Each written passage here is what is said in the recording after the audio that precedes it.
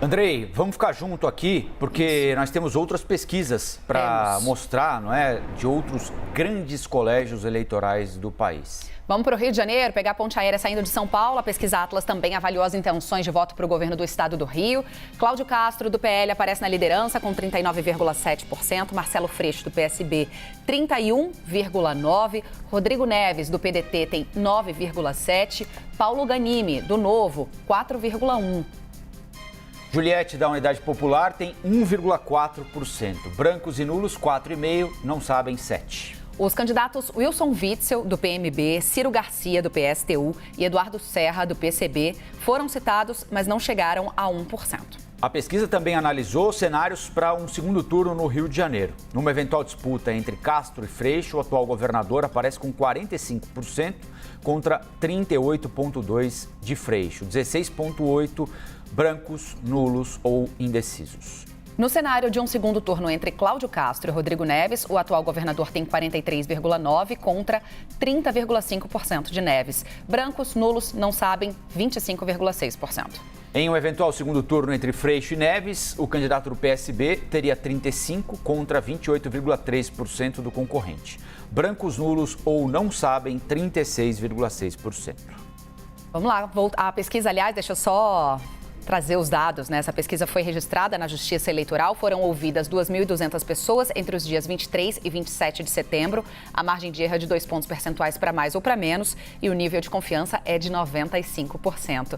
No Rio de Janeiro, Cláudio Castro e Marcelo Freixo oscilaram negativamente, mas dentro da margem de erro. A distância, que era de 9 pontos percentuais, caiu para 8. Ainda assim, você acredita, hein, Andrei? Volta para cá para a conversa. Em uma vitória do atual governador já em primeiro turno, há essa possibilidade no cenário curtíssimo, faltando 4 dias de decisão em primeiro turno lá no Rio? É possível, mas me parece bastante improvável. Estou dizendo isso pela trajetória dos candidatos. O que a gente está vendo nessa última pesquisa é uma oscilação para baixo tanto do Castro quanto do Freixo.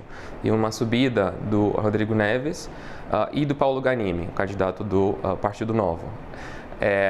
Rio de Janeiro replica, talvez da maneira mais fiel, a situação nacional no estado. Existe, no contexto do Rio, uma liderança do Bolsonaro. É o único estado onde ele está liderando no Sudeste, fora da margem de erro, talvez com a exceção do Espírito Santo, onde a Atlas não divulgou números hoje, mas em São Paulo a situação é de empate técnico na corrida presidencial e em Minas o Lula está liderando.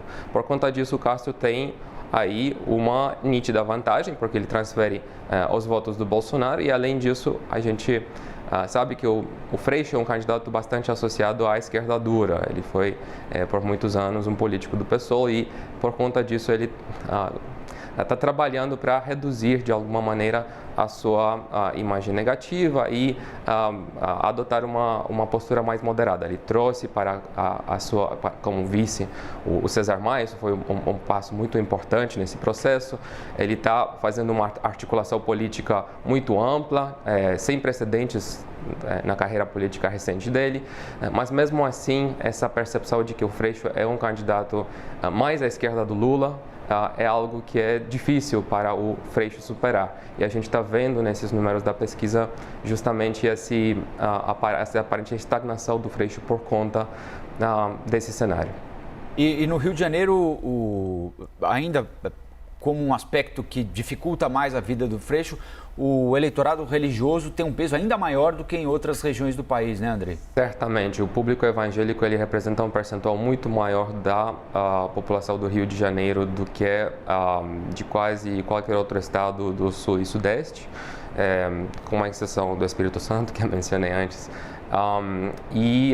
Mais do que isso, no Rio de Janeiro, as igrejas evangélicas, os pastores evangélicos são muito engajados em fazer política e campanhas eleitorais. A gente viu isso ao longo do tempo. Algumas das lideranças evangélicas mais destacadas do país, quando se trata de política, são do Rio de Janeiro. E isso é um ponto muito forte para o Cláudio Castro, que também, todo mundo sabe, ele foi cantor gospel, ele gosta de, então, dialogar com esse público evangélico de um jeito muito emocional. Isso tem sido algo que o Cláudio Castro utilizou bastante ao longo do último ano e parece que está agora colhendo os frutos.